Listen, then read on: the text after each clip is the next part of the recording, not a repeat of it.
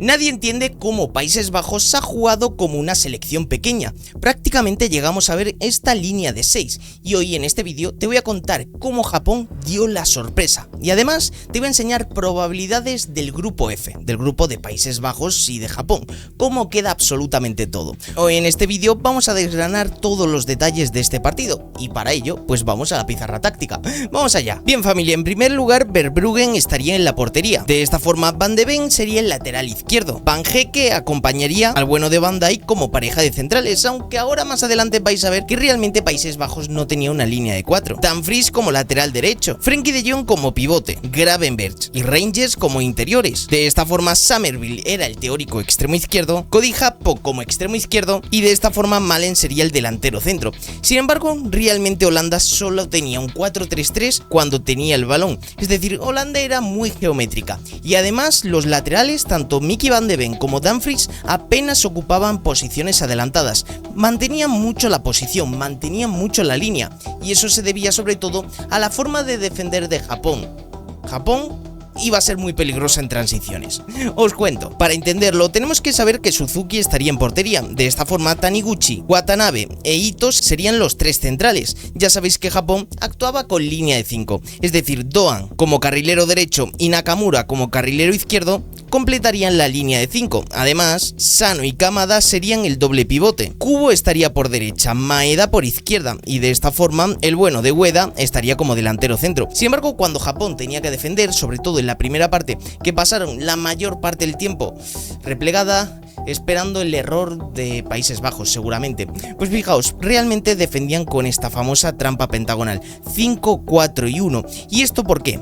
Pues porque realmente los jugadores que creaban la amplitud por parte de Países Bajos era el bueno de Summerville y Gakpo. Como os dije, apenas los laterales se unían al ataque, mantenían bastante su posición. ¿Y esto por qué? Pues era debido sobre todo a que Kubo y el bueno de Maeda estaban muy pendientes y por tanto si Dumfries o Van de Ven descuidaban su espalda, a continuación las transiciones podían ser auténticamente peligrosas. De esta forma, además, como Ueda era el único delantero centro, con esto se bastaba a Países Bajos para generar aquí la superioridad numérica y tener así una salida limpia de balón. Frenkie de Jong era el faro del equipo, es decir, él se movía por todos los sectores del campo. Cuando el balón, por ejemplo, estaba en este sector, la tenía Cody Gakpo, pues automáticamente Frenkie de Jong siempre ofrecía una línea segura de pase. El resultado fue que tanto Países Bajos como Japón en la primera parte apenas generaron peligro. Fue un partido, sobre todo el de la primera parte, muy táctico, muy pausado. Si eres un fan de la táctica, entiendo que sí, por eso estás en este canal, pues debo decirte que fue un partido muy rico tácticamente.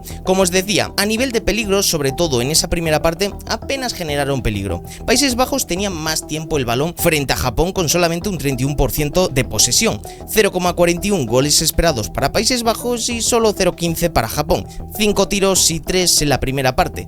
Pero claro, como te iba diciendo, a nivel táctico fue muy interesante de ver. Por ejemplo, te he estado hablando de Frenkie de Jong, del comportamiento de Países Bajos con balón. Sin balón era una selección totalmente diferente. Frenkie de Jong me recuerda a Ronald Koeman cuando era jugador. ¿Casualidad de que Ronald Koeman sea el seleccionador? Te lo explico porque lo vas a entender. Familia, cuando Países Bajos perdía el balón, automáticamente lo que se producía era el repliegue. Intentaban hacer una tímida presión, pero si veían que los japoneses traspasaban el primer bloque de presión, automáticamente Países Bajos defendía de la siguiente forma. Línea de 4 y todos podíamos pensar que Gakpo y Summerville estarían formando este primer muro de contención con Frenkie de Jong como coche escoba, más Malen como único delantero.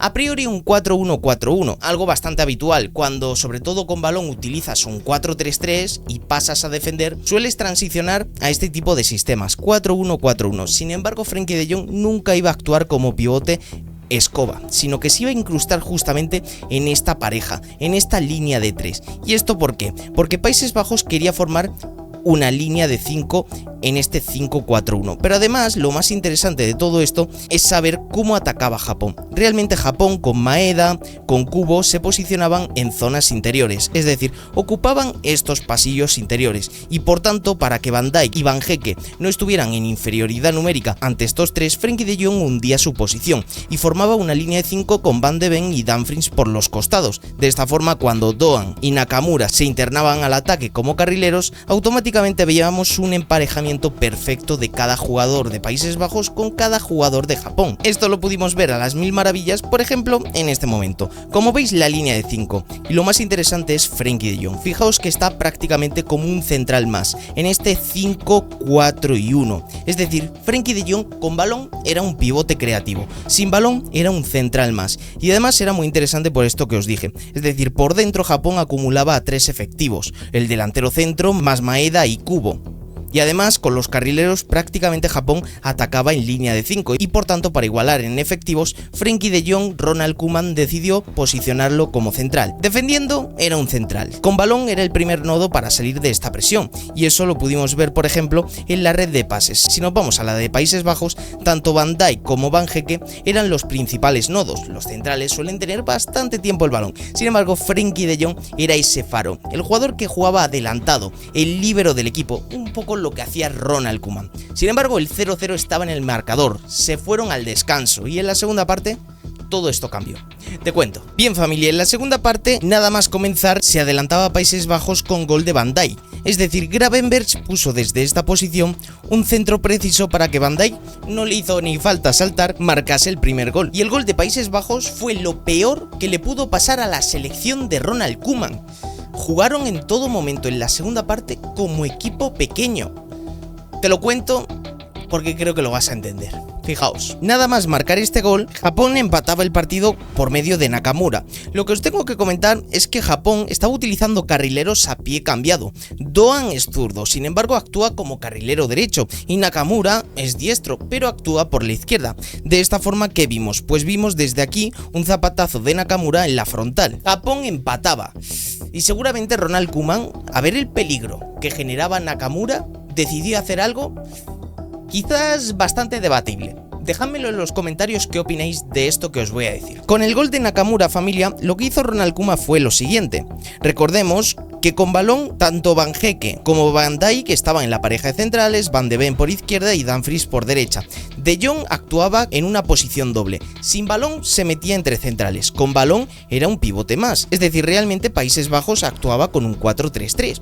Nada nuevo bajo el sol. Sin embargo, Nakamura estaba generando mucho peligro y Ronald Koeman decidió hacer lo siguiente. En el minuto 70 entró Timber. Se fue en su lugar el bueno de Rangers. Timber aparentemente iba a actuar como interior derecho. Ya sabéis que normalmente también puede jugar como lateral derecho y eso lo hace en el Arsenal. Además, Memphis Depay iba a entrar como delantero centro. Esto es bastante lógico, es decir, entraba un delantero y se iba Malen. Es decir, hasta aquí nada nuevo bajo el sol, jugador por jugador. Sin embargo, el cambio bastante controversial fue este. Se iba Summerville, el autor del segundo gol, y es que recordemos que Países Bajos marcó un auténtico golazo por medio de Summerville para marcar el 2-1. Sin embargo, de forma inexplicable se iba el mejor jugador, o al menos el que generaba más peligro para Países Bajos. En este momento quien entró fue Koopmeiners, y es que la misión que tuvo en todo momento fue frenar a Nakamura, es decir, realizó un marcaje estrecho al jugador que había marcado en Japón. Prácticamente muchas veces veíamos lo siguiente. En la segunda parte vimos como Países Bajos quedaba completamente hundida, es decir, prácticamente ponían una línea de 6,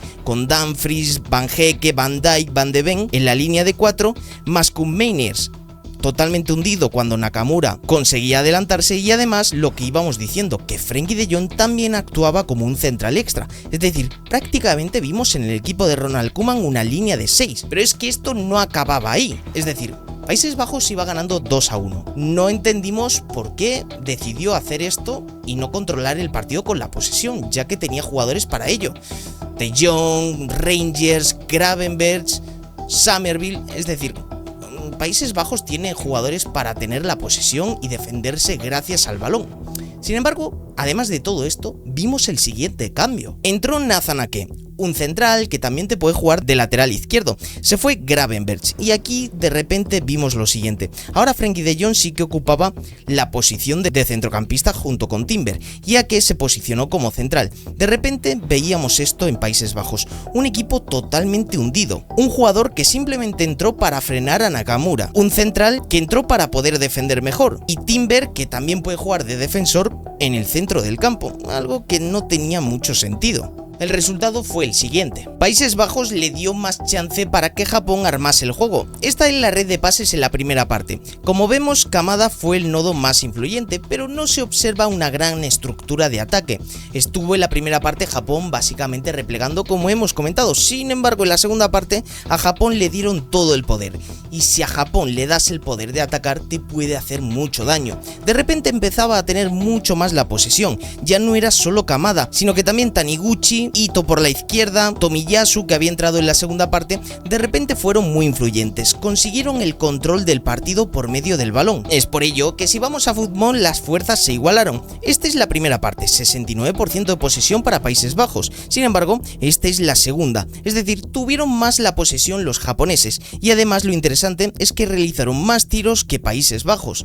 Es decir, un equipo que tiene potencia para tener el balón, como Países Bajos, decidió replegarse, decidió adoptar una mentalidad muy reactiva. Y es lo que no entendí. ¿Por qué Ronald Koeman hizo cambios en función a lo que hiciera el rival? Eso normalmente lo suelen hacer los David cuando se enfrentan a los Goliath, pero no al revés. Por supuesto que Japón es una de las selecciones que más está dando la sorpresa, pero sobre el papel Países Bajos tienen mejores jugadores para hacer otro tipo de cosas. Ahora bien, ¿cómo queda la fase de grupos? ¿Qué probabilidades tiene Países Bajos y cómo tiene el escenario ante este empate por 2-2? Fijaos, familia, aquí tenemos la calculadora con todas las probabilidades y fijaos que si ponemos ahora el 2-2 de Países Bajos y Japón, podemos ver que están empatadas a puntos, dependiendo de lo que haga Suecia o Túnez, así puede variar la cosa. Lo más interesante son las 100.000 simulaciones que hemos hecho una vez se ha dado el resultado entre Países Bajos y Japón. Fijaos como Países Bajos sigue siendo la selección con mayor probabilidad de clasificar a 16avos, sin embargo ya no está tan claro de que quede primera. Fijaos que Países Bajos ahora está 41,8% de opciones de quedar primera y Japón 35,1% de quedar segunda. Entre ellas dos se van a disputar la primera y la segunda plaza. Sin embargo, aquí hay algo más interesante. De repente observamos que Países Bajos se la juega ante Suecia. Fijaos que este partido tiene un gran impacto, es decir, por ejemplo, si Países Bajos empata con Suecia, automáticamente lo que vemos aquí es que Países Bajos tendría un 39% de opciones de quedar segunda. La verdad es que los de Ronald Koeman se han complicado bastante las cosas, pero es que es lógico, Japón iba a dar la sorpresa, todos lo sabíamos, y ahora solo queda esperar cómo se decide este grupo, el grupo F que está que arde. En definitiva, si te gustan este tipo de vídeos, que hagamos análisis tácticos de todos los partidos del Mundial, deja un fuerte like y nos vemos en la próxima, familia.